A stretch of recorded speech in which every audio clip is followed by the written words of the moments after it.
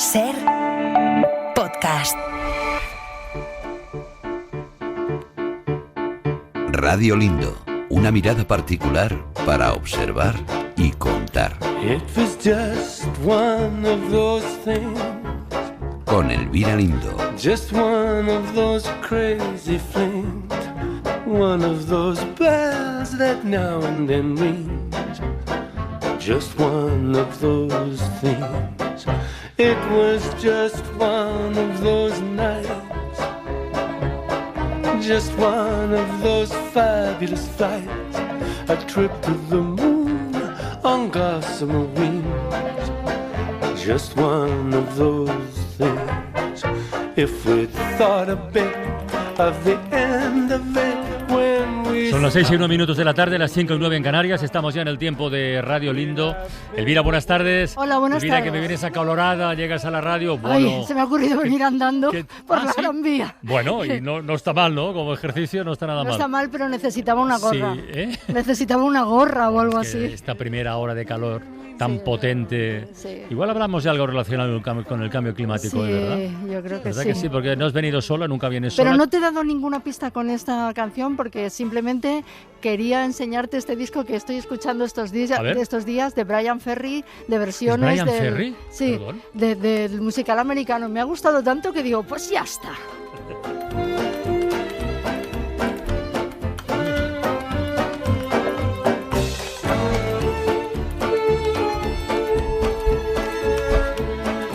Curioso, claro, versiones así de musicales, ¿no? Ahora que veníamos de la clase de música con Iñaki de la Torre, que nos hablaba de las modas por recuperar sonidos antiguos, por utilizar ecualizaciones de otras épocas y tal. Mírale, ahí le tienes. At the end of it, when we started painting the town, we'd have been aware that our love affair was too hot not to cool down. So goodbye, dear. Pues ya lo dejamos un poquito más, ya. Que acabe Brian Ferry. Here's hoping we meet now and then. It was great fun, just one of those things.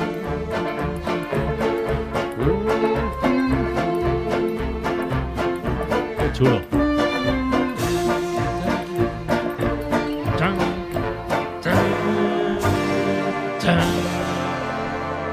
Música de otro tiempo en 2025. Muy cabaretero. Qué tipazo, muy cabaretero, Brian Ferry, qué tipazo. Sí. Bueno, ¿qué hacemos, Elvira? A ver. Bueno, pues yo viví estos días un shock, bueno, como casi todo el mundo, cuando salió la historia de los mataderos. Ah, bueno, sí, de las granjas. Sí, de las granjas. Sí, yo creo sí. que fue... O sea, cuando vimos estas cosas no las queremos ver. No. Y eso que si viajas mucho por carretera, por España, ves ahí como unos edificios alargados y dices, bueno, ahí sé que está la carne que yo me como. Y lo piensas así, luego lo olvidas. Porque como yo creo que ahora mismo no tenemos relación con los animales del campo que vamos a engullir, en ningún momento les estamos mirando a los ojos, Ya. en ningún momento les vemos la expresión, en ningún momento relacionamos ese animal del campo con eso que tenemos en el plato. Además, creo que hemos sabido disimular muy bien la forma de los animales para que no parezcan lo que fueron, ¿no?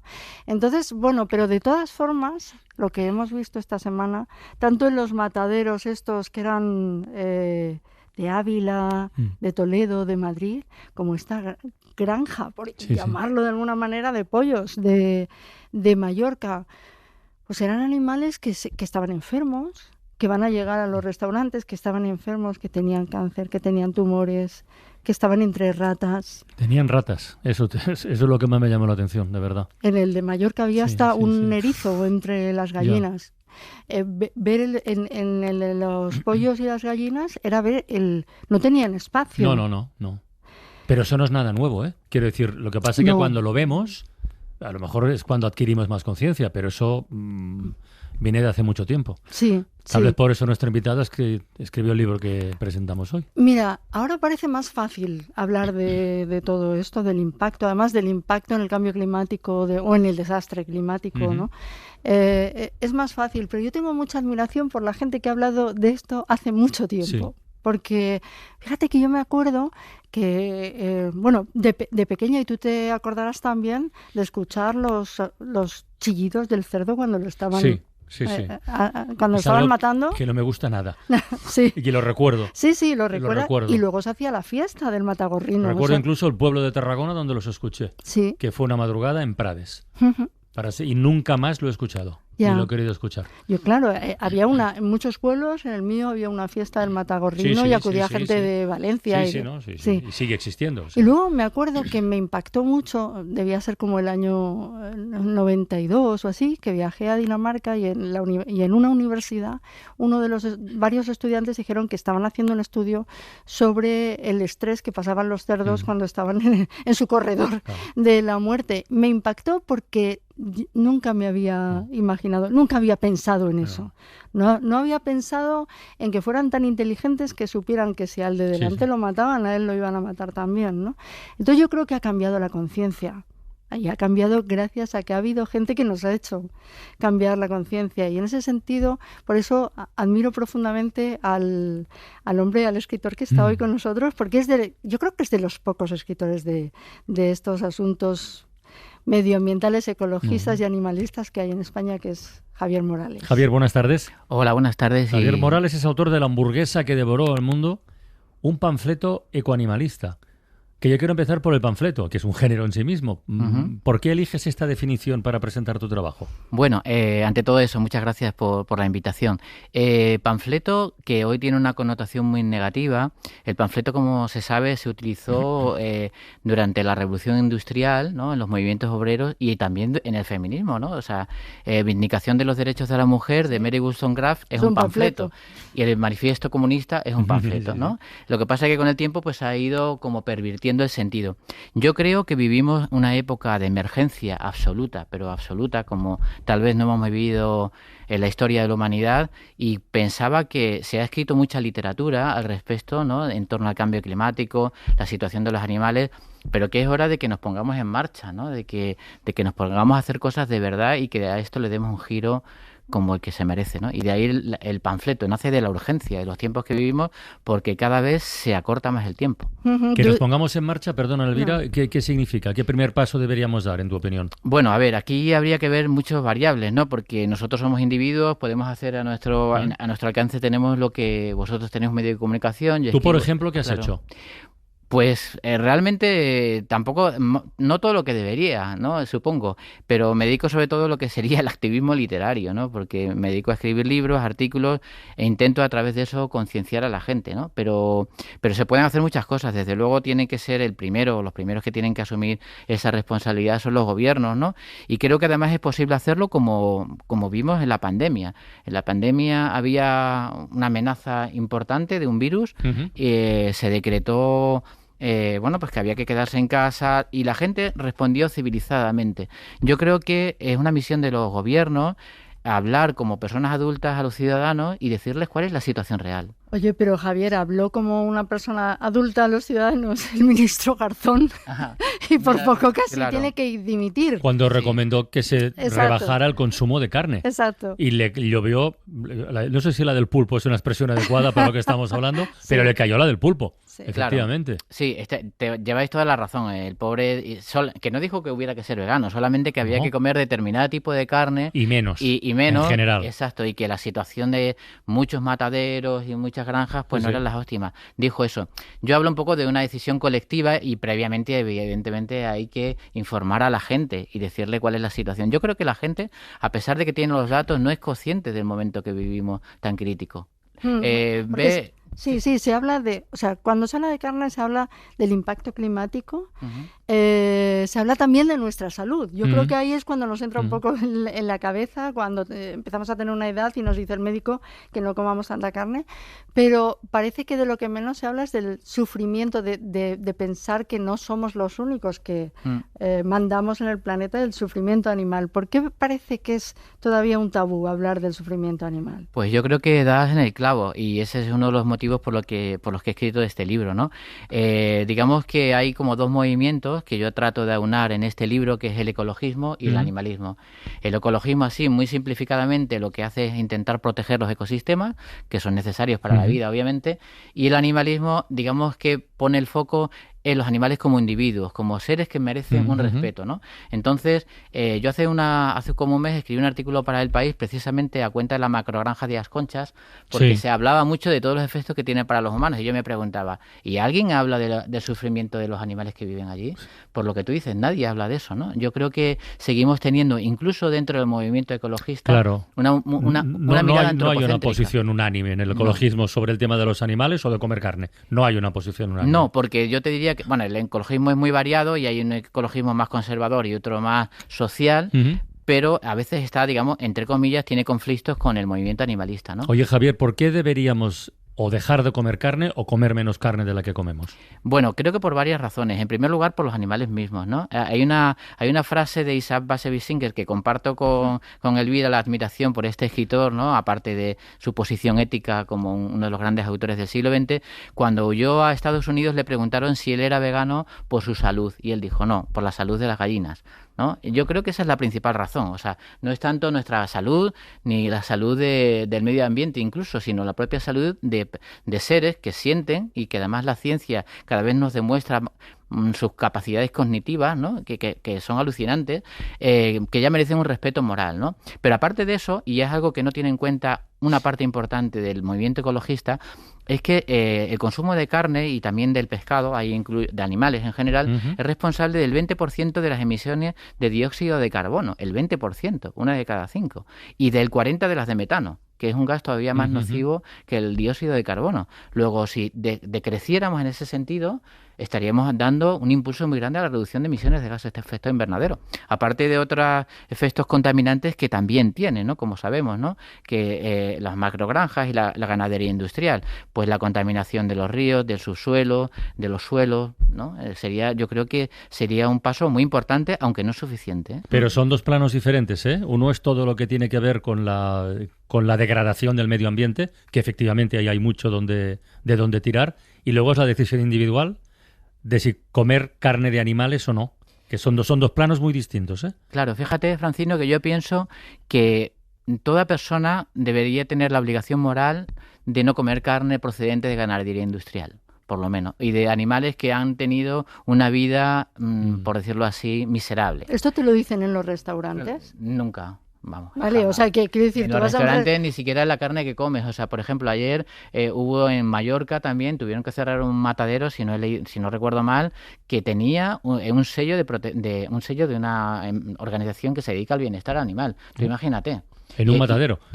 Y había ratas, había unas condiciones insalubres absolutamente. Hoy ha sacado la Fundación Igualdad Animal, que es una de las organizaciones que se ha extendido por otros países, también en Estados Unidos, un informe de la situación de los mataderos en España, ¿no? Y creo que este año la Comisión Europea, la situación es tan mala que la Comisión Europea va a hacer una auditoría este año a España para ver cuál es la situación, porque no solamente se trata de los mataderos y las granjas legales, ilegales, sino también las legales, que es que no se cumplen las medidas ni siquiera las medidas que ya hay establecidas. Y si las granjas y los mataderos cumplen con todas las medidas habidas y por haber, ¿es de recibo comer carne? Yo creo que aún así no nos lo podemos permitir. Porque simplemente es insostenible, ¿no? O sea, hay un autor británico, George Monbiot, que es ecologista y que ha estudiado mucho este tema y ha hecho sus cálculos a partir de información científica. Estamos hablando de datos científicos, no que yo me los haya inventado, y de otras organizaciones también, ¿no? Y si viviéramos en un mundo sostenible y la ganadería fuera extensiva, que es un poco lo que piensa el ecologismo y con lo que yo no estoy de acuerdo, pues a lo mejor correspondería, y las cifras no las digo exactamente, pero igual se podría uno comer un filete cada 2 meses y un huevo cada 2 meses, ¿no? Porque no hay que olvidar la justicia social. O sea, en el mundo somos 8.000 millones de personas. Si queremos que el mundo sea justo, lo que no puede ser es que 1.000 millones de personas coman carne y 7.000 millones pasen hambre, ¿no? ¿Tiene algo que ver la visión de la religión antropocéntrica de pensar que el hombre es el centro del planeta? ¿Es esto? Hay religiones, digamos, más bondadosas con los animales que otras. ¿Cómo es la religión católica con respecto a eso? Pues mira, Elvira, yo por lo que sé, ¿no? Justo me estoy leyendo un libro de Karen Armstrong, que es una mujer que fue monja y tiene un libro muy bonito que se llama Naturaleza Sagrada. Yo creo que el antropocentrismo está dentro de la Biblia, lo que hemos visto de la Biblia, ¿no? Dios creó el mundo a imagen y semejanza del hombre, además, no de la mujer, ¿no? Sí. O sea que hay, pero sí que es cierto que también dentro de la propia Iglesia católica y cristiana ahí está habiendo una revisión, ¿no? Y se está poniendo eso en entredicho. Pero sí es cierto, como tú dices, que hay otras religiones y filosofías, sobre todo las orientales, que tienen otra relación con la naturaleza. También se está ahora, en las últimas décadas, se está poniendo el foco en las culturas nativas norteamericanas y bueno, y americanas en general, porque tienen una relación también diferente, digamos que entre comillas sagrada con la naturaleza. Comen animales, pero antes de matar un animal piden perdón por matarlo, ¿no? O sea, es una relación diferente a tener hacinados, ¿no?, a millones y millones y millones de animales sin que vean la luz. Por ejemplo, a las vacas se les quitan los terneros en cuanto nacen, ¿no? Se las preña varias veces al año para que puedan dar leche. A los 4 o 5 años, una vaca que podría llegar a 30 años se las lleva ya al matadero, porque ya no son rentables, ¿no? Yo creo que es una relación que nada tiene que ver. O sea, yo, por resumir, dentro de este tema hay una dimensión, digamos, filosófica que debería ser individual, ¿no? Pues, sí. Bueno, si uno come animales o no, y bueno, hasta ahí bien. Pero yo creo que, dada la manera en la que se producen los animales hoy en día en la carne, es inviable comer animales. Pero tú aceptarías, no para ti, pero si se cumplieran todas las condiciones de bienestar de los animales en cautividad o no en cautividad. Sí, sería un paso muy grande, vale. Claro. Vale. Hay una filósofa, Corinne Pellichon, que es una filósofa francesa, tiene un manifiesto que se llama Manifiesto Animalista y cuenta cómo Lincoln, antes de llegar a abolir la esclavitud, tuvo que transigir con sectores que estaban en zonas intermedias. Bueno, eso sería una zona intermedia. O sea, para mí lo ideal sería ir hacia un futuro que no fuera, y esto es una palabra no tan frecuente, especista, ¿no? Especista. Especista quiere decir que es lo que somos casi todos, ¿no? Que pensamos que la especie humana está por encima de todo y que la vida está a nuestro servicio, ¿no? Yo siempre he sido partidaria de donde fueres, haz lo que vieres, y bueno, hay sitios en España donde se comen los cerditos muy pequeños. Pregunté, porque además te lo sirven así, tú ves el cerdito ahí. Y pregunté qué tiempo tenía el cerdito y dice, no, se lo quitamos a la madre a los 3 días. Dije, se acabó el cerdito. Sí. Y yo creo que Babe, el cerdito valiente, la película hizo muchísimo por enseñar. Y el documental del pulpo. Y el documental del pulpo. Que le hemos hablado antes, sí. Pero concretamente a los niños, que yo no sé si ahora les enseñan una película como Babe porque les parece como si fuera casi...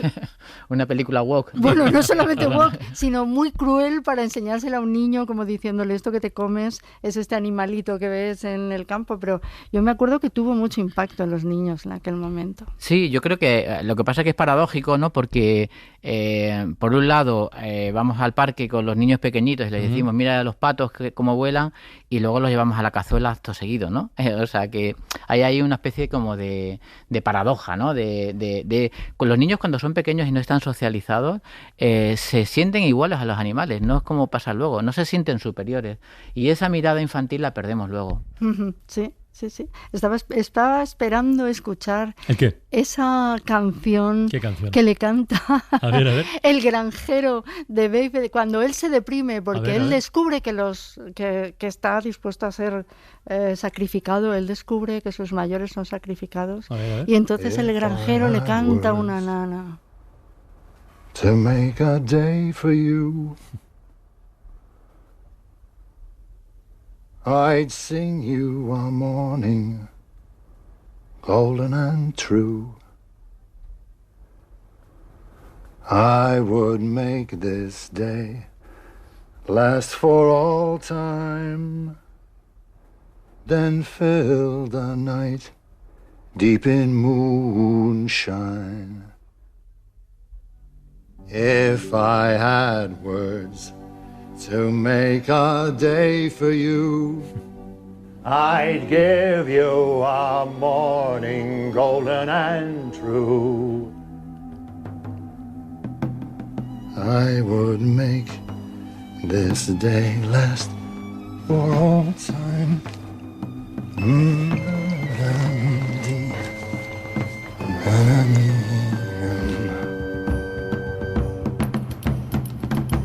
O sea, ¿tú crees, Javier, que hay un salto entre la edad infantil y a medida que vamos cumpliendo los años, Sí, que modifica nuestra relación con los animales? totalmente. Es decir, que Como en todas las cosas, igual por otro que lado. cuidamos a los perros, a los gatos, a los hámsters, a los loros, a los periquitos y tal, bueno, pues nos comemos no a los hámsters, y no a los periquitos, pero sí a los patos, a las perdices, a los conejos, a las vacas Claro. bueno, Hay lo que es la cultura, ¿no? El proceso de socialización, en este tema y en otros, nos convierte a veces en seres un poco bastante crueles, ¿no?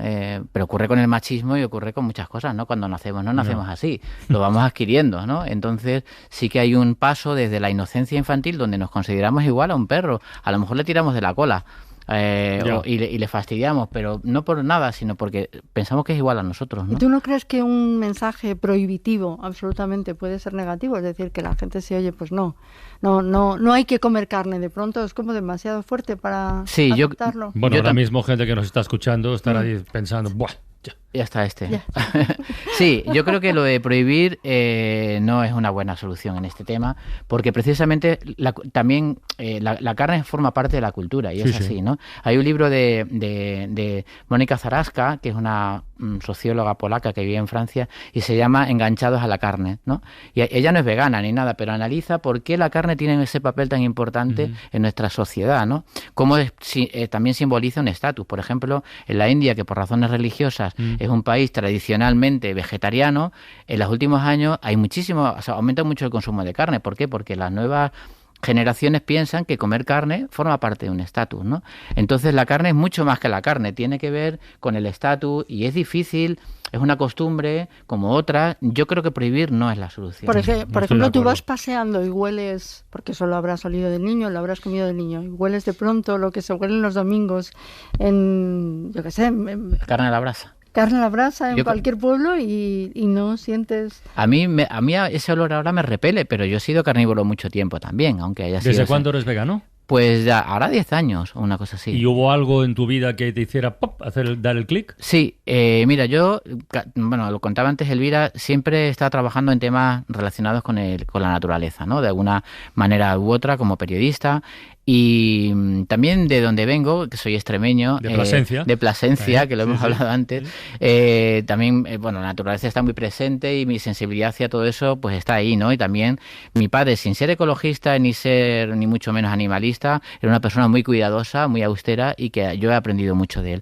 Pero así por fijar una fecha, después de un proceso de bastante sensibilización, porque estuve trabajando en una fundación donde había bastantes personas que eran ecologistas, veganas, y donde comíamos todos los días comida vegana, leí un libro que se llama Comer animales, de Jonathan Safran Foer, que me cambió realmente, porque hay cuenta cómo es la realidad de los mataderos en Estados Unidos. Hizo una investigación brutal, bueno, que aquí creo que sería muy difícil de hacer porque necesitamos mucho dinero, metiéndose en los mataderos de forma clandestina y sacando a la luz las condiciones tan pésimas en las que se trabaja, por ejemplo. Casi todos son inmigrantes los que están trabajando en los mataderos y no tienen mucha responsabilidad. Entonces ese libro, yo diría que fue un antes y un después, lo que me ayuda a tomar la decisión.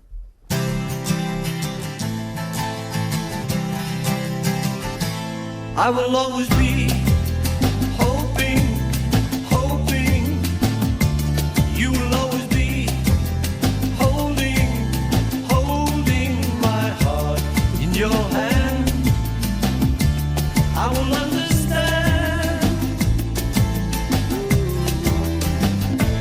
I will understand someday, one day you will understand. Always from now until then. When it will be right, I don't know. What it will be like, I don't know. We live in hope of deliverance from the darkness that surrounds us. Javier Morales, la hamburguesa que devoró el mundo, un panfleto ecoanimalista. Gracias por asomarte a la ventana. Muchísimas gracias por esta oportunidad. Te da las gracias un comedor de carne, además. Bueno, al que has invitado a reflexionar como a otra mucha gente que estaría escuchando la radio. Te diré que vivo con un hijo muy carnívoro que ayer fue al festival de la hamburguesa, con eso te digo todo. O sea que... ¿Tuviste que ir? No, yo no. Él fue, tiene 21 años, o sea que va por su cuenta. Un abrazo, Así que Javier, nada, y un venga, beso, Elvira. Igualmente, gracias. Chao. La Ventana, en Ser Podcast.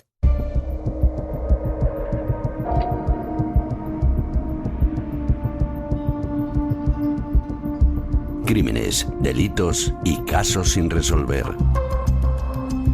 Rojo oscuro casi negro. Con Patricia Peiró.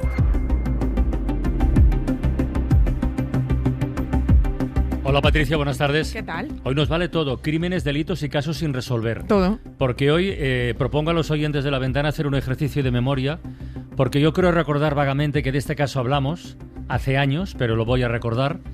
Es el caso del Golden State Killer, un asesino y violador en serie en Los Ángeles, al que detuvieron en 2018. Y dices, bueno, muy bien, han pillado otro, felicidades, muy bien. No, la noticia es que este hombre llevaba más de 40 años. Y los investigadores encontraron pruebas en las escenas de los crímenes que cometió en los 70 y en los 80, y a partir de eso lo pudieron detener. Y esto es la bomba. Uh-huh. Y ese caso en concreto, ha desencadenado después otra serie de actuaciones de las que hoy vamos a hablar. Uh-huh. En ese caso, lo que hizo el investigador fue que metió esos restos en bases de datos públicas uh-huh. que existen en Estados Unidos. Aquí no existen. Y salió como el árbol genealógico, no había ninguna coincidencia, pero sí de ese... buscar asesinos a través de la red familiar. Exactamente. Okay. Y al final pues acabó cayendo, claro, cuando lo detuvieron pues era ya un anciano, era ya una persona muy mayor, pero bueno, así es como se consiguió.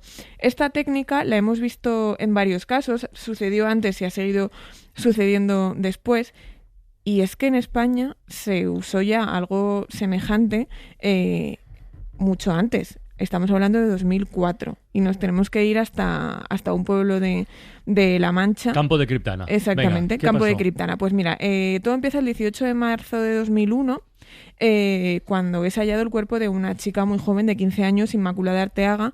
Bueno, pues está muerta, está medio desnuda, a las afueras de este pueblo.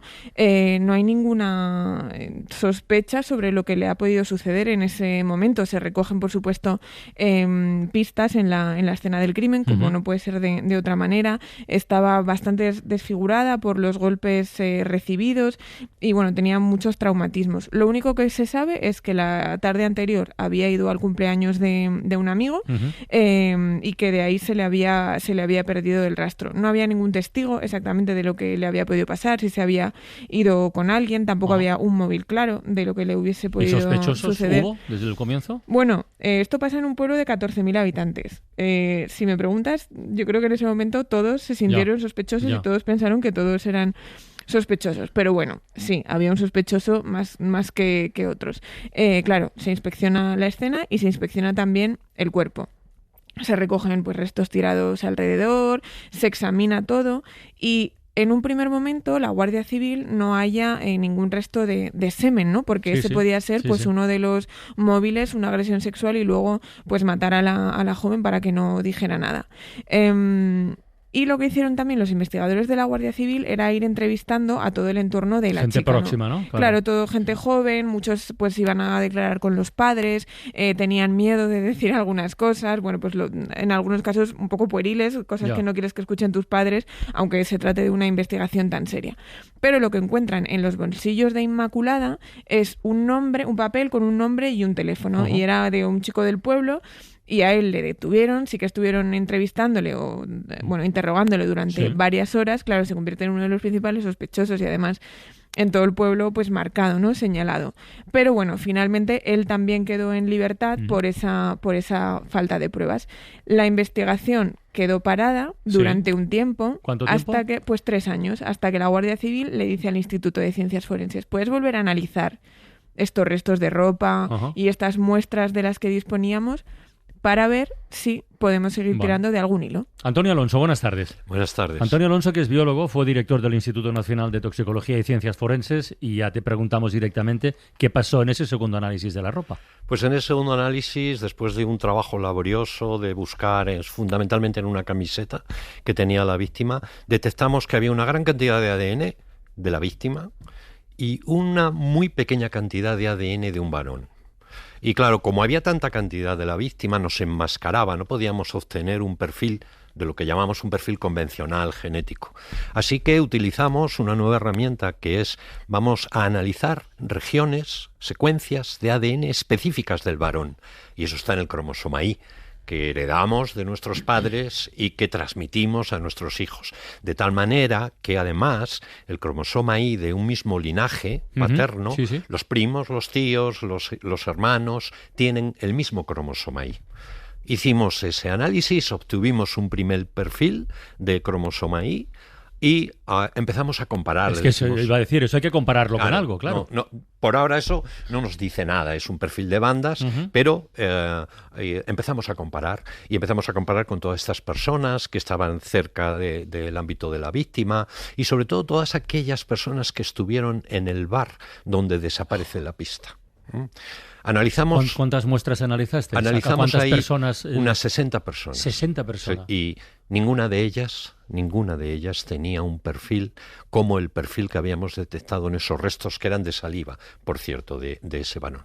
Pero había una persona que era casi igual, salvo una de las regiones analizadas. Y entonces empezamos a pensar que ¿y si era un pariente? Si era un pariente del asesino. Entonces le dijimos a la Guardia Civil, nos reunimos con ellos, tuvimos bastantes reuniones, vimos además que era un perfil de muy baja frecuencia, es decir, que tenía un valor identificativo muy importante si había una coincidencia. Y les dijimos, este individuo que tiene un apellido que se transmite también por vía paterna, con ese apellido cojan la lista del padrón en el pueblo y de manera voluntaria pidan a las personas que den una muestra de ADN.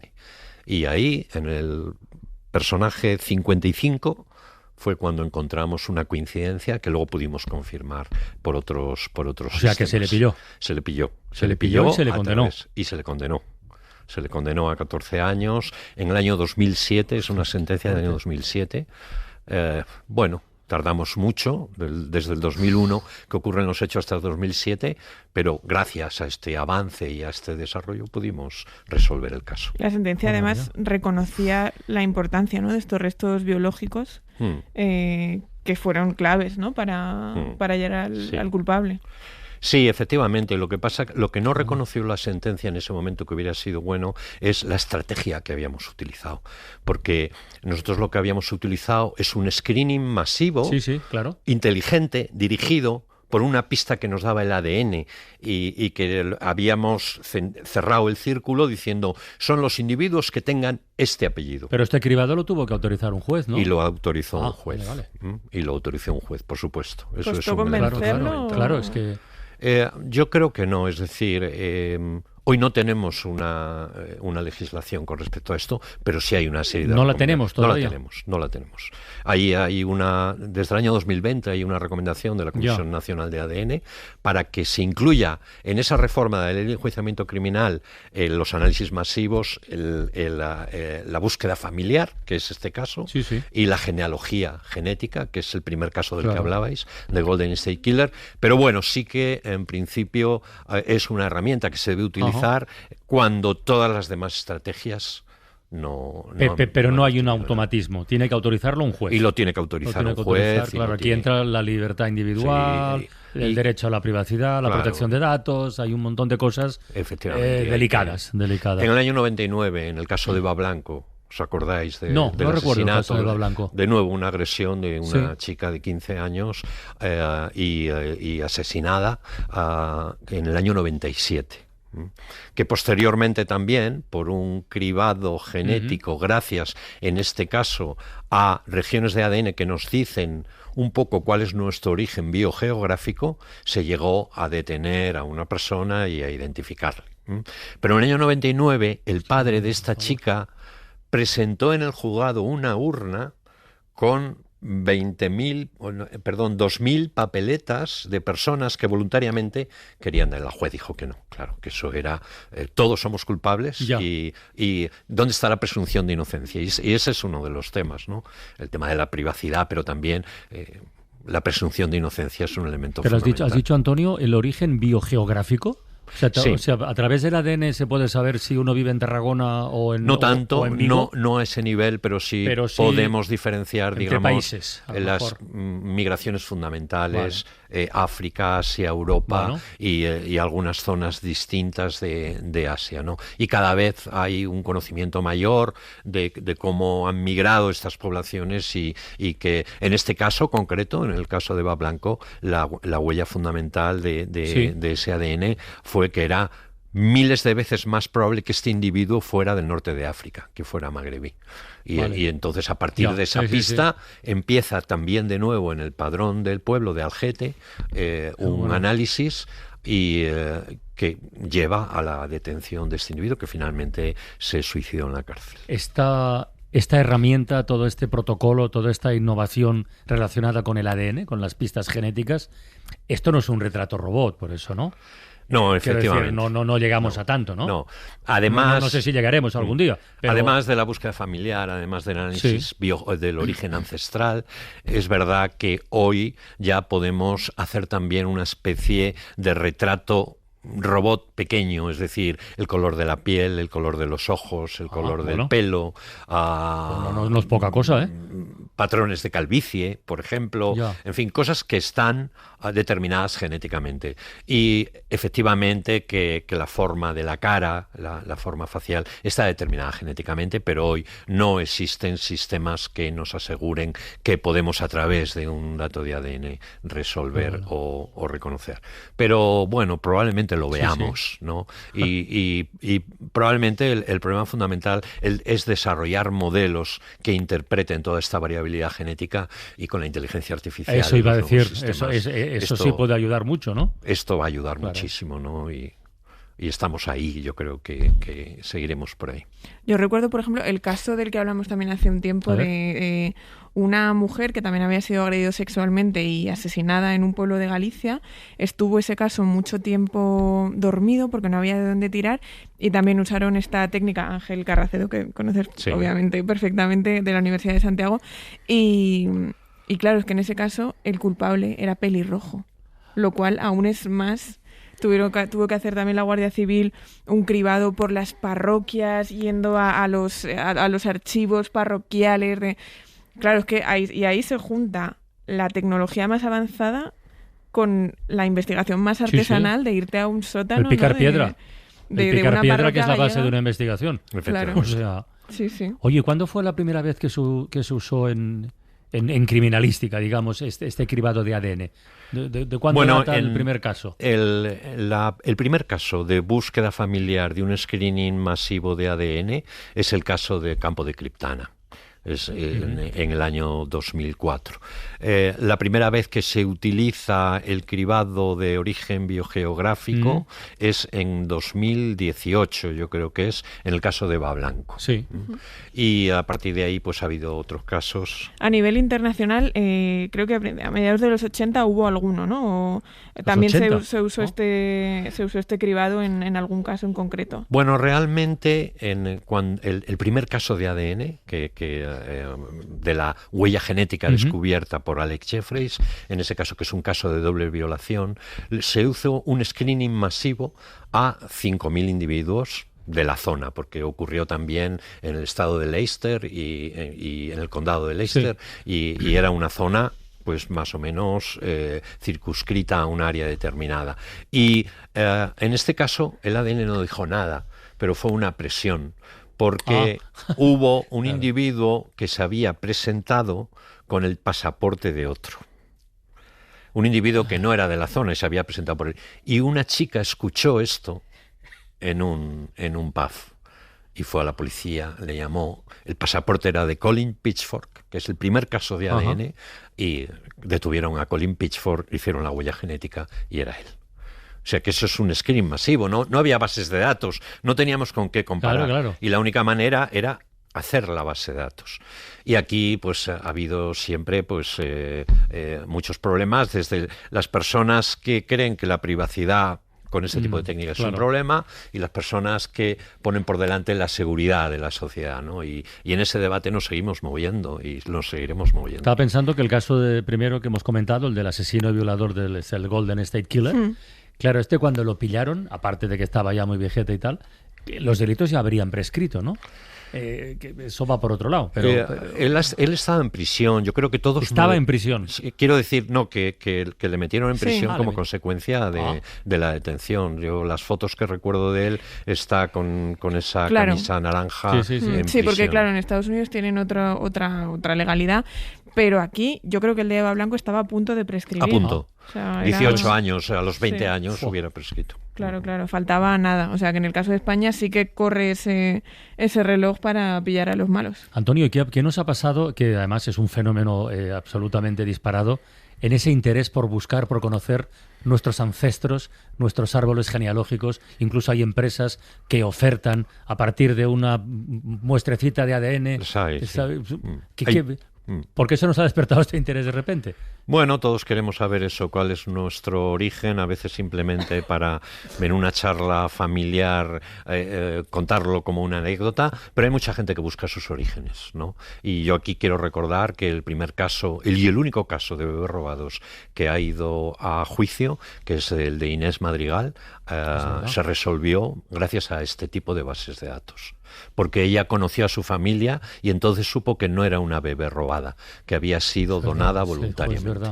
Y esto se hizo gracias a una de estas compañías, 23andMe, que ahora mismo está a punto de venderse y que tiene un problema muy grave porque hubo un robo de datos genéticos, y ahora mismo no se sabe a quién se va a vender, y entonces está ahí toda la polémica de la seguridad de estos datos, ¿no? Pero estamos hablando de millones, de 30 millones de datos genéticos de 600.000 zonas de nuestro genoma que están en bases de datos. ¿Y por qué tenemos interés? Fundamentalmente por estas cosas y por saber, y mucha gente que busca... Por la pregunta de siempre, sus ¿no? familiares. ¿Quiénes somos? Más o menos lo sabemos. ¿De dónde venimos? Es esto. ¿Y a dónde vamos? Tampoco lo sabemos. Pero el de dónde venimos al menos buscaremos Sí, respuesta. en Por muchos ahí. casos. Estaría muy bien. Antonio Alonso, muchísimas gracias A por vosotros. asomarte un día más a la ventana. Y Patricia Peiro, gracias por traerle. Gracias. Que esto es una maravilla. ¿Os dais cuenta de que todo lo que tiene que ver con la genética afecta a la resolución de crímenes, a la investigación del pasado, a la medicina? Las terapias génicas están en la base de los tratamientos, por ejemplo, contra el cáncer. ¡Oh, qué maravilla! Otro día repetimos, lo he dicho. Claro. Muchas gracias a los dos. Chao. Muchas gracias.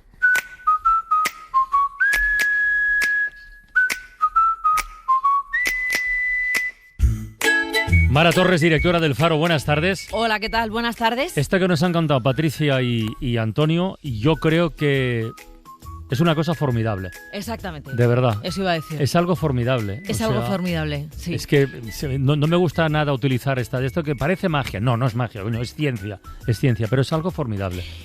Verás, la palabra formidable, que casi todos la utilizamos como algo magnífico, extraordinario, buenísimo, Ujú.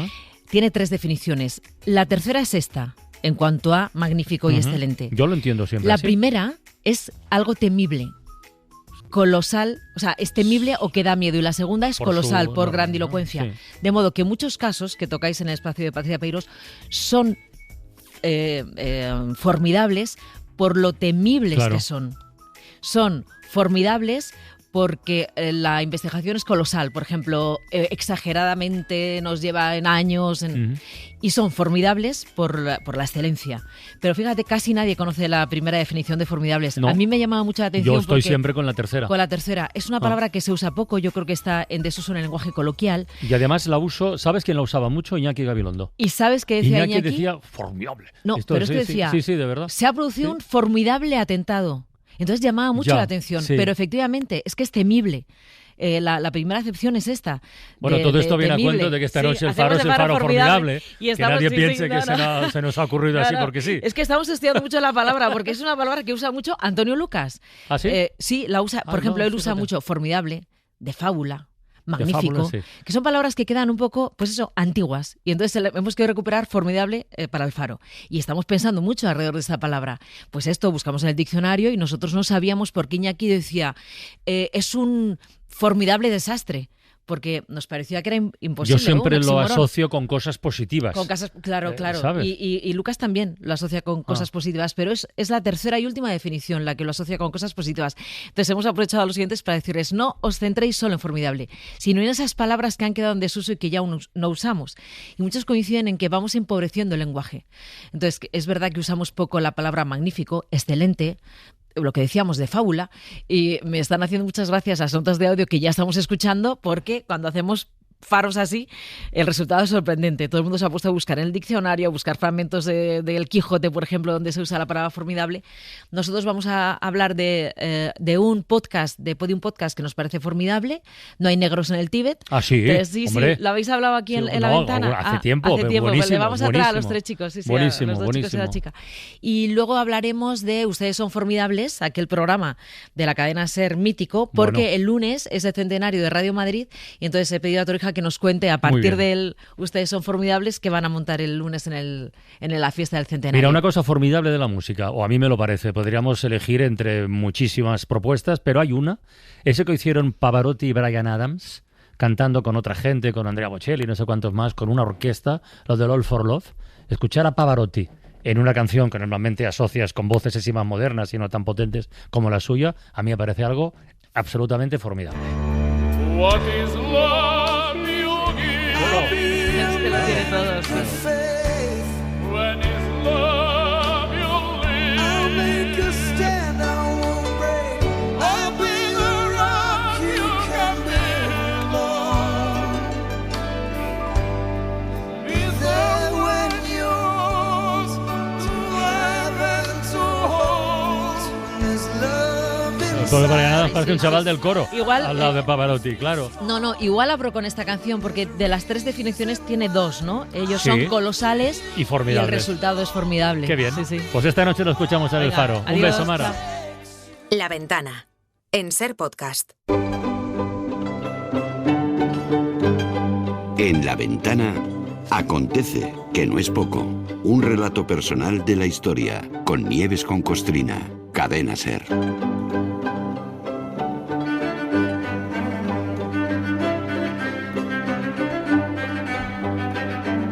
Hola Nieves, buenas tardes. Buenas tardes, Carla. Buenas tardes. Mira, esta tarde vamos a viajar a un 29 de mayo, como hoy, pero de 1610, porque ese día exactamente comenzó la expulsión de España de casi 65.000 compatriotas, ¿no? Diríamos, aragoneses y catalanes, por ser más precisos.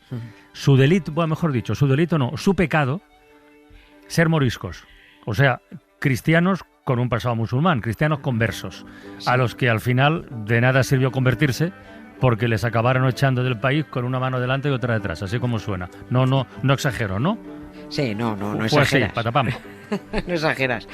Vamos a intentar hacer... A alguien le puede parecer exagerado, no, nos da un poco igual, pero vamos a intentar hacer un ejercicio de empatía. A ver, Uno está en su casa tranquilamente, llaman a la puerta, uno abre y se encuentra un funcionario del Estado que le dice que usted es un mal español y que se tiene que ir de España, que tiene 3 días para cerrar su casa y su negocio y que se presente con lo puesto, sin llevar dinero encima, en tal o cual punto de la frontera o en tal o cual puerto para largarse del país.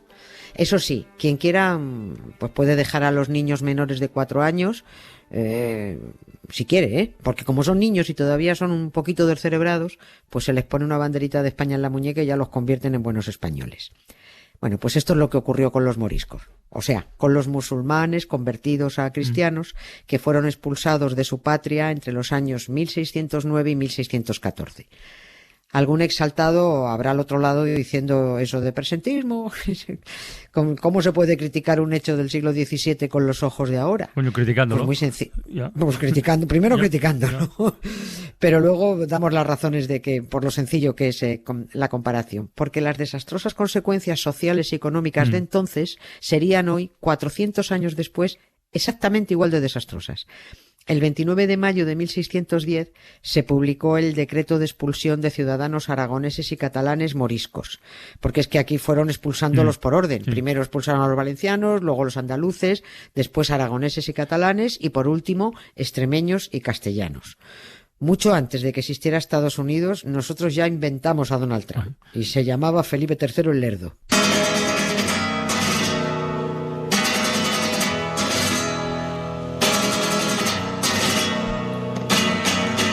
Ay, borriquito como tú, que no sabe si la borriquito como tú, yo sé más que tú. Yo speak,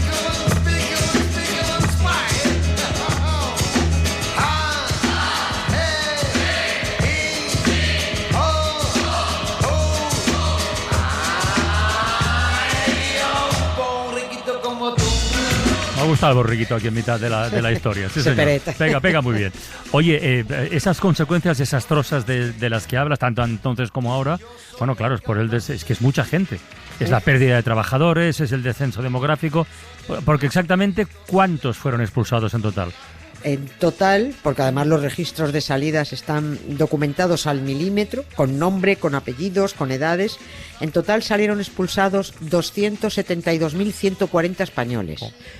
De ellos, 60.818 eran aragoneses y 3.716 catalanes. Sí. No es solo que es la remesa de la que hablamos hoy. La claro, remesa sí, de la que tocó Sí, hoy. sí. No solo se estaba expulsando a ciudadanos legítimos de estas tierras cuyos antepasados llevaban aquí desde hace 800 años, es que se estaba expulsando mano de obra absolutamente necesaria.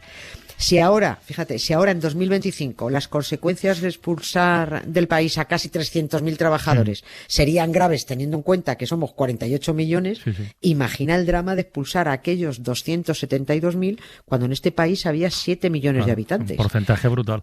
Claro. Además, y por seguir con la comparación, pero ojo, en este caso salvando la procedencia, los expulsados hoy serían los que recogen los tomates en los invernaderos de Almería, los camareros y camareras en bares y restaurantes de Benidorm o de Canarias o de las Baleares, los que recogen fruta en Cataluña, los que cuidan de nuestros mayores, los que limpian nuestras casas, los que recogen nuestros niños del cole, en fin, pues esos mismos fueron los expulsados a principios del 17. Los empleados, la mano de obra más barata. Los campos perdieron brazos, los señores perdieron criados y cerraron, por supuesto, muchos comercios. La agricultura y la industria se llevaron un palo muy gordo porque desterraron a los más eficientes trabajadores. Y además, el señor Lerdo, rey de España, tomó esta decisión de expulsar a ciudadanos españoles justo en el momento en que se estaba produciendo también una masiva emigración de españoles a América, con lo cual la población pegó un bajón dramático. Ahora entiendo lo de Lerdo, pero vamos a ver, de verdad nadie calculó los riesgos que tenía, aunque solo fuera por puro interés económico, los riesgos que tenía esa expulsión masiva. Ya, pero era cuestiones religiosas mandaban ahí. Sí, económicamente los riesgos estaban calculados y eran tan altos que por eso todos los reyes anteriores llevaban un siglo siendo muy reticentes a decretar la expulsión que exigía la Iglesia. No se atrevían a dar el paso porque echaron cuentas y sumirían a la corona en una grave crisis económica. Hasta que llegó el tonto Felipe III, también conocido como el Piadoso porque rezaba 9 rosarios al día. Decía él que un rosario por cada mes de embarazo de la Virgen María. Bueno. Y como este Piadoso, además era piadoso pero era muy cortito, acabó aceptando las exigencias de la Iglesia Católica de proceder a la expulsión. Que es lo mismo que hicieron Isabel y Fernando cuando Torquemada y sus chicos de la Inquisición presionaron hasta conseguir la expulsión de los judíos. Sí, ya lo contamos aquí. Sí, señor. Era lo mismo. A última hora, cuando la expulsión de los moriscos estaba ya decidida por el Consejo de Estado y por Felipe III, algunos curas de alto standing, o sea, léanse arzobispos, se acojonaron porque cuando vieron que ya no había marcha atrás, calcularon que sus propias rentas iban a reducirse mucho si se expulsaba pues a las víctimas de las que se alimentaban sus tribunales inquisitoriales. Y claro, y es que si perdían la mano de obra que trabajaba en las propiedades de la Iglesia. Claro, que entiendas, esas propiedades eran las distintas órdenes religiosas. Je ne veux pas travailler, je ne veux pas déjeuner, je veux seulement oublier et puis je fume. Déjà j'ai connu le parfum de l'amour, 1 million de roses n'embaumerait pas autant. Maintenant une seule fleur dans mes entourages me rend malade. Je ne veux pas travailler, je ne veux pas déjeuner, je veux seulement oublier et puis je fume. Pero hay algo que no entiendo. Si el propio rey estaba indeciso, si sus predecesores llevaban tiempo intentando escaquearse de ejecutar esa expulsión. voluntad. Si la propia Iglesia en un momento dado dijo, cuidado, no vayamos a meter la pata, ¿qué acabó decidiendo la corona a decretar la expulsión? ¿Pasó algo concreto, algún episodio, hubo algo? No pasó nada concreto. O sea, los cristianos nuevos, que era como llamaban a los moriscos, eran muy tranquis, ¿no? Eran curritos. El que dio el empujón definitivo fue el valido del Tolay de Felipe III, el duque de Lerma. El duque de Lerma, el corrupto. ¿no? Que siempre estuvo en contra de la expulsión. Por eso el rey no expulsaba. Porque le decía, no, tú no expulses. Pero claro, le dio un brote al duque, cambió de idea de repente y le dijo al rey, Felipe, expulsa. Y Felipe, que estaba deseando, porque él era muy piadoso, expulsó a los moriscos por infieles y traicioneros. Los historiadores que saben de este asunto tienen varias teorías sobre qué pudo provocar ese giro de guión tan repentino en el duque de Lerma. Y alguno dice que, conociendo la total falta de escrúpulos de este hombre, del duque de Lerma, sobre todo fue una operación de imagen. Es decir, el duque de Lerma quedaría muy bien ante los reyes, que querían expulsarlos por no considerar a los moriscos buenos católicos. Quedaría muy bien con los señores de los moriscos, porque se quedarían con todos sus bienes, pero sin brazos que trabajaran, claro, fue el mal cálculo. Y quedarían también muy bien con el populacho que quería acción contra los moriscos, bronca, circo, ejecuciones. Ese populacho envenenado de odio, gracias a que salían soliviantados de misa contra sus vecinos musulmanes, aunque no eran musulmanes, porque estaban bautizados. Claro, pero eso es lo malo al final, ¿no? O sea, ser bautizado a la fuerza no te convierte en cristiano, ni bueno ni malo. Porque, o sea, vencer no es convencer, ya, en fin, ya lo ha dicho otra gente a lo largo de la historia. Sí, pero a lo largo de la historia y se seguirá diciendo, pero da igual, ¿no? A ver, lo dijo y además lo dijo 2 siglos después con otras palabras el escritor y político Diego Clemencín, seguramente el que de forma más clara y más exacta ha definido la tragedia humana que supuso aquella expulsión que se alargó a lo largo que se alargó, valga la redundancia, se alargó a lo largo durante 5 años, ¿no? Dijo Clemencín, como forzados fueron malos cristianos, como malos cristianos fueron perseguidos, como perseguidos se hicieron enemigos y como enemigos se les exterminó. Si es que una cosa lleva a la otra. Pues claro que no puedes hacer a nadie seguidor de una religión a la fuerza cuando ya tiene la suya. Pues se bautizaban, pues como me bautizaron a mí a la fuerza porque tenía 13 días y no me podía defender, ¿no? Había sitios donde los moriscos iban a desbautizarse. Sí, esto es muy curioso, es lo que llamaban, se tienen localizados muy pocos, era lo que llamaban entonces los desbautizaderos. Ostras, no lo había oído nunca. Sí, pues existen. Si a los musulmanes pretendían hacerles creer que con echarles agua por la cabeza ya habían cambiado de Dios y se habían vuelto cristianos, pues ellos calculaban que por la misma regla de 3, si después ellos volvían a regarse la cabeza con agua que no hubiera tocado un cura, frotándose con ganas, pues se quitaban el bautismo y enviaban al carajo al Dios de los cristianos. ¿Todo tan loco? Sí, es verdad. Es muy loco, o sea, todo, sí. Bueno. Cualquier chorro de agua fresca y pura podía servir para la ceremonia de desbautizarse. Pero los moriscos buscaron lugares discretos donde practicar el rito sin que ningún cristiano chivato los viera. Hay un desbautizadero localizado a 4 kilómetros de Hornachos, en la provincia de Badajoz. Allí iban las familias moriscas a desbautizar a los niños frotándoles la cabeza con agua limpia. Si el cura le había puesto al niño, yo qué sé, Felipe Juan Froilán de Todos los Santos, pues llevaban al crío al desbautizadero y lo llamaban otra vez Mohamed y ya está.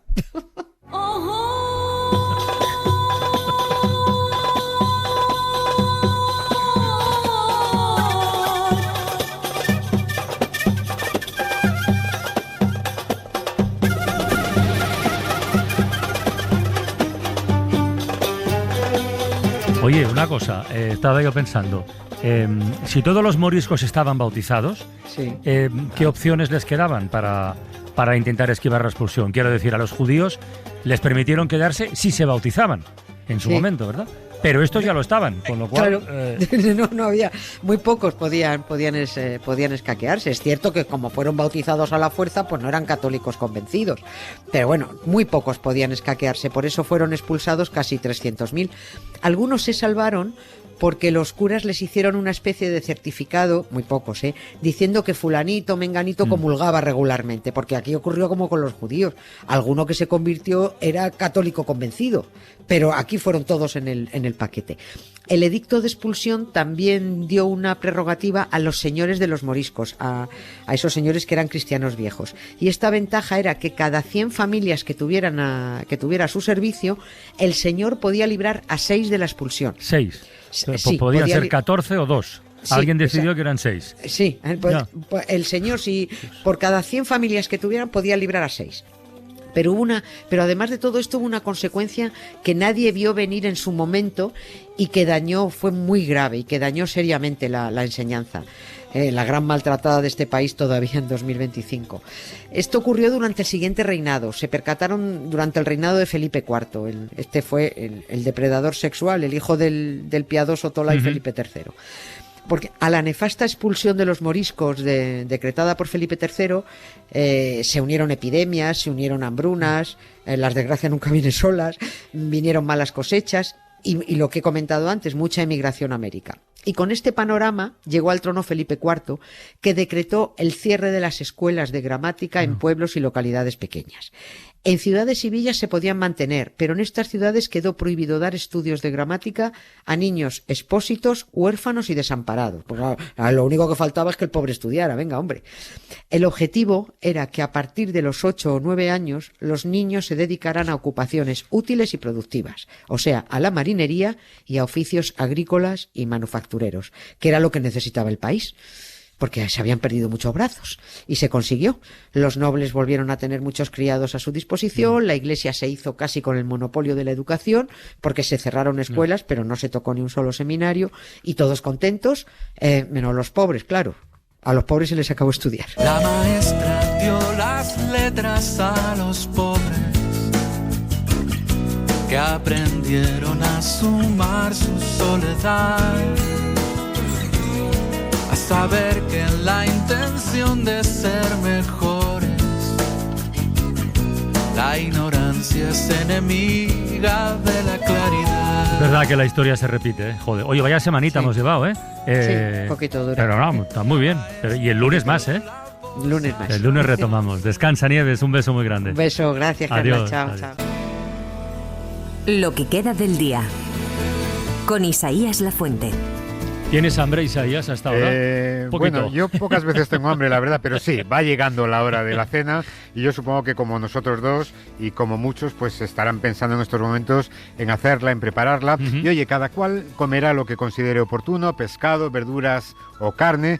Todo bien, pero esta tarde Elvira Lindo ha venido acompañada de Javier Morales, escritor y periodista y autor de un libro titulado La hamburguesa que devoró el mundo, que él considera incluso un panfleto ecoanimalista. Y con él hemos reflexionado sobre el consumo de carne. No se trata de dejar de comer carne, sino de ser conscientes de cuando lo hacemos. Bueno, creo que por varias razones. En primer lugar, por los animales mismos, ¿no? Hay una frase de Isaac Bashevis Singer, uno de los grandes autores del siglo XX, cuando huyó a Estados Unidos le preguntaron si él era vegano por su salud, y él dijo no, por la salud de las gallinas. No es tanto nuestra salud, sino la propia salud de seres que sienten que ya merecen un respeto moral, ¿no? Pero aparte de eso, es que el consumo de carne y también del pescado, ahí de animales en general, es responsable del 20% de las emisiones de dióxido de carbono y del 40% de las de metano, que es un gas todavía más nocivo. Luego, si decreciéramos en ese sentido, estaríamos dando un impulso muy grande a la reducción de emisiones de gases de efecto invernadero. Sería un paso muy importante, aunque no suficiente. Pues nada, tomamos nota de estos datos que nos ha proporcionado Javier Morales. Y hasta ahora también, pues muchos esperan que lleguen las noticias de Hora 25, aunque nosotros defendemos que las del Mundo Today tampoco están nada mal. El gobierno promete ponerse en serio con las causas del apagón en cuanto resuelva un problema de fontanería que tiene ahora. Europa descarta la oficialidad del catalán y aprovecha para anular la del castellano. Después del último certamen, Europa valora prohibir también que se pueda cantar en español en Eurovisión. Una falsa Lady Gaga estafa a Melody. Entre ella y Brad Pitt me cuesta llegar a fin de mes, admite la cantante española. Los gorilas se desmarcan de las últimas declaraciones de Melody en un comunicado. Bueno, Melody, protagonista de varias noticias del Mundo Today y también en Todo por la Radio, con Sor Rubiasca. Santos relatos, crónicas épicas de santos humanos, con Sor Rubiasca. Y hoy la monjita ha venido para contarnos que esto de los festivales no es nada nuevo. Nos ha hablado de uno que se celebró en 1486 en Luxemburgo, porque es que ya había una especie de juglarvisión. En ese día en Luxemburgo se estaba celebrando el certamen anual de juglares de todos los países europeos, europeos e Israel. Europeos e Israel. Sí.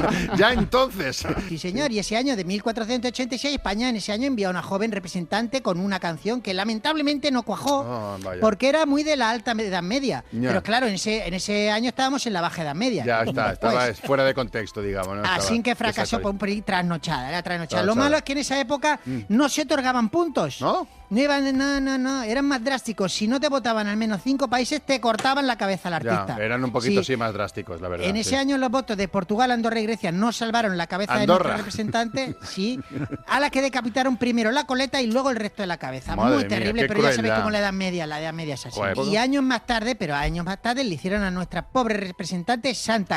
Bueno, pues preocupación de Sor Rubiasca por la cabeza de nuestros cantantes que compiten en Eurovisión, pero sin embargo la preocupación que hoy traía era otra. Ella es una mujer muy bien informada y hacía una petición concreta.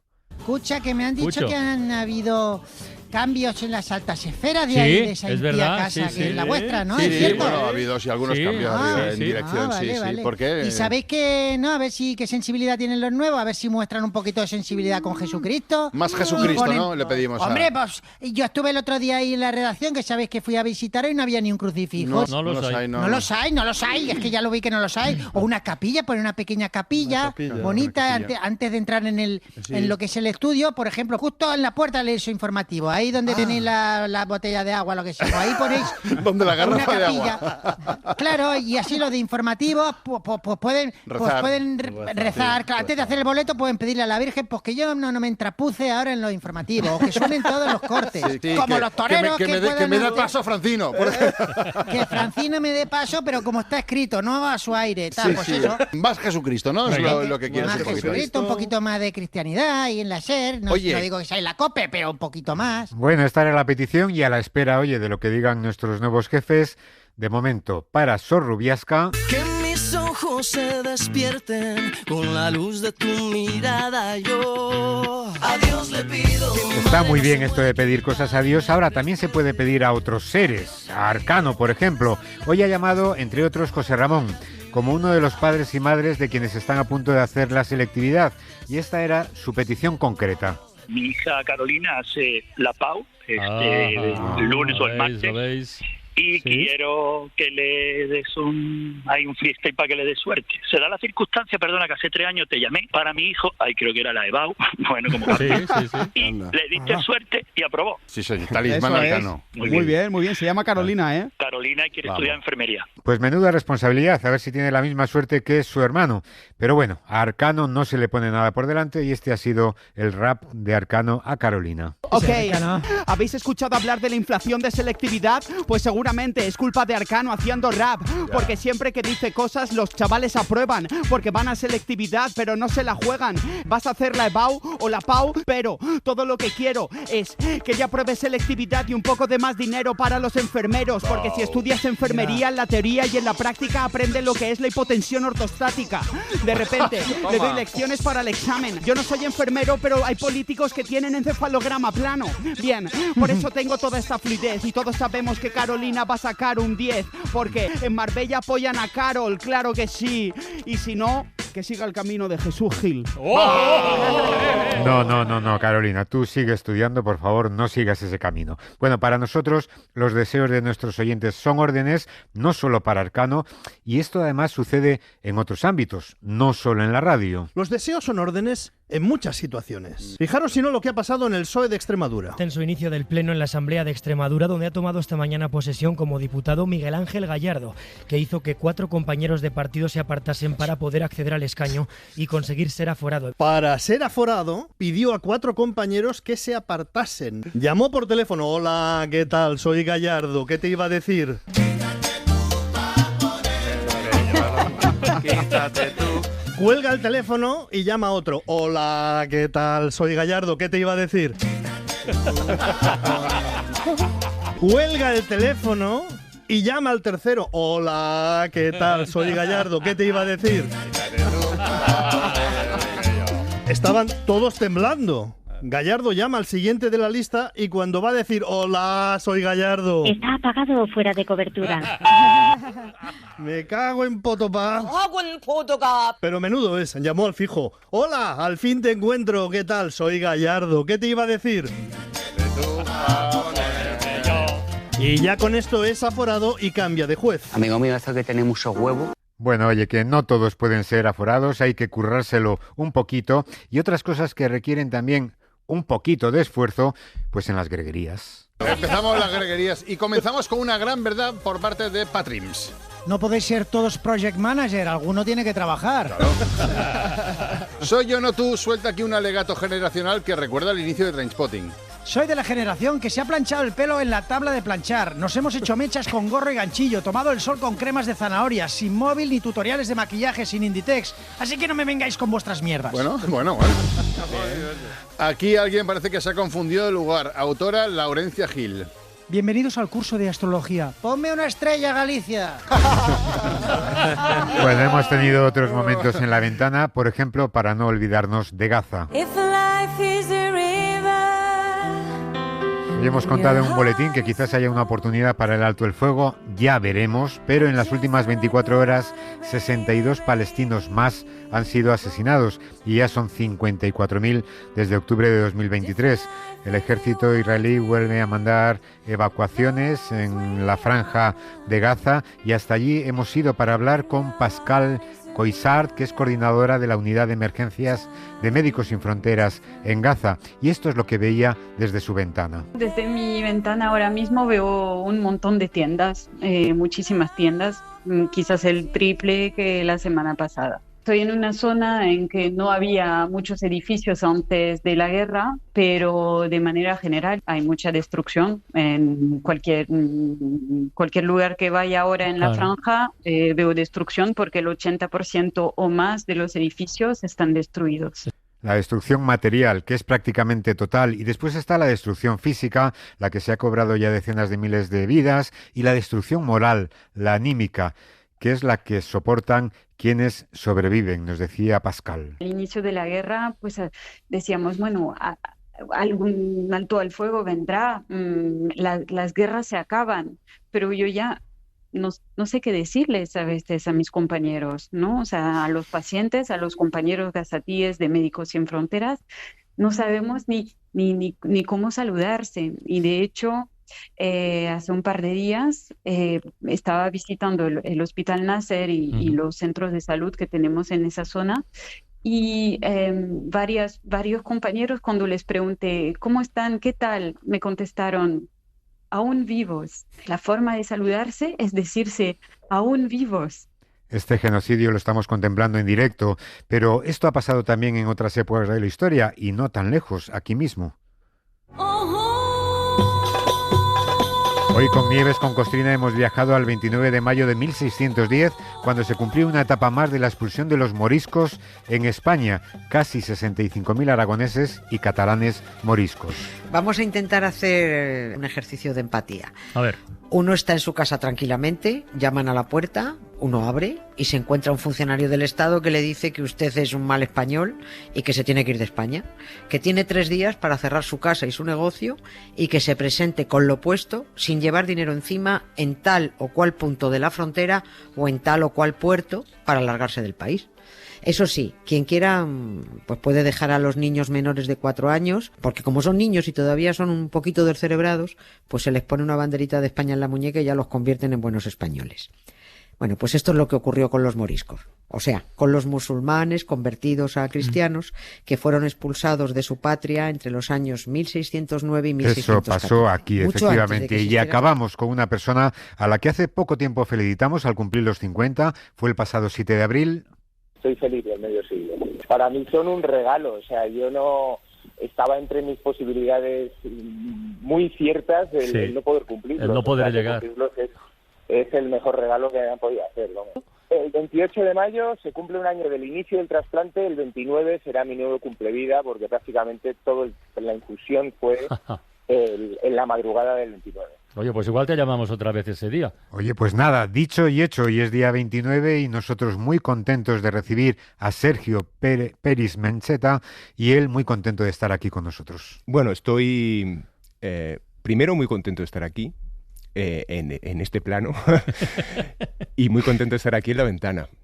Muy contento de poder presentar un libro, que es algo que no podía imaginar que yo algún día haría, y luego arrastrando efectos secundarios varios que van mutando, se van convirtiendo en otras cosas.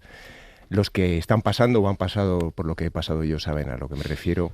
Ellos y solo ellos lo saben, ni los médicos lo saben. Ni siquiera los médicos. El libro se titula 730 días, la enfermedad como espejo del paso del tiempo. Es un libro que empieza así. Los últimos 730 días me he pasado unas cuantas pantallas, como dirían en mi barrio. Hoy habito otro cuerpo y miro la vida con otros ojos. He ascendido al Everest por la cara este, he hecho cima y aún en estos momentos estoy descendiendo al campamento base.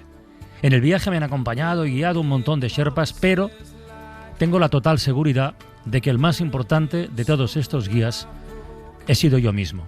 Han sido 2 años de cambios fundamentales, nos decía, aunque a veces los cambios no son solo físicos. Pero se está produciendo un cambio en cuanto a la perspectiva. No solamente a cómo miro el futuro, sino cómo miro el presente. Me fijo en otras cosas, no me fijo en lo que me fijaba antes. Me llaman la atención cosas distintas. He dejado de, no sé, como de aislarme de algún modo, ¿no? Siempre por pura comodidad, por no ponerme en riesgo, trataba de o estar con mucha gente o estar solo, pero nunca he estado en el one-to-one, ¿no? Eso me daba pánico porque era gastar una energía en la que encima me iban a descubrir que era un fraude con patas, ¿no? Bueno, el libro, fraude con patas. El libro tiene su banda sonora.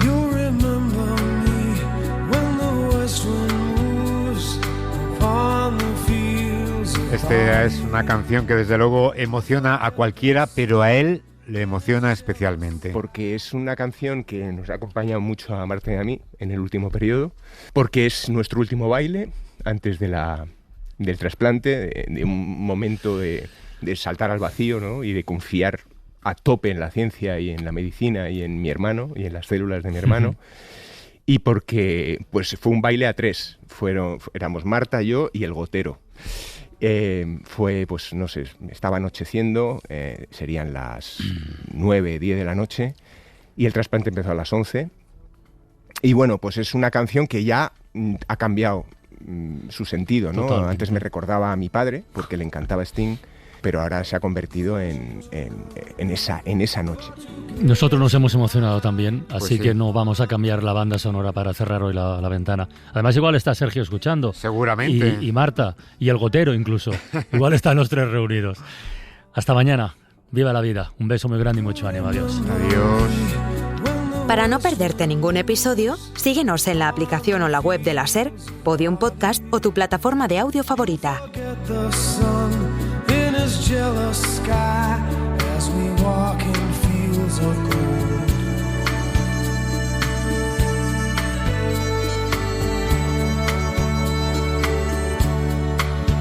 So she took her love for to gaze a while upon the fields of barley. In his arms she fell as her hair came down among the fields of gold. Will you stay with me? Will you be my love among the fields of barley? We'll forget the sun in his jealous sky as we lie in fields of gold.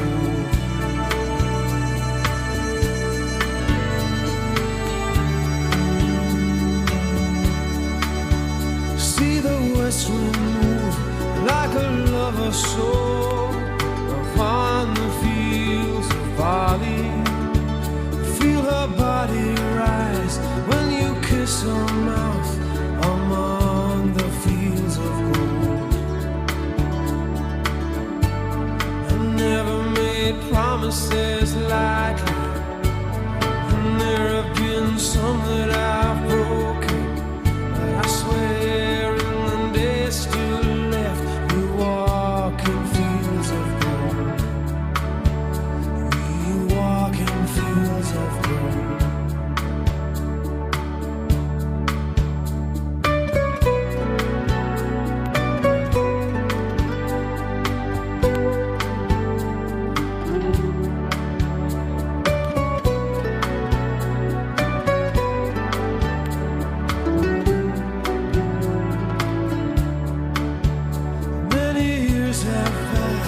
since those summer days among the fields of barley. See the children run as the sun goes down.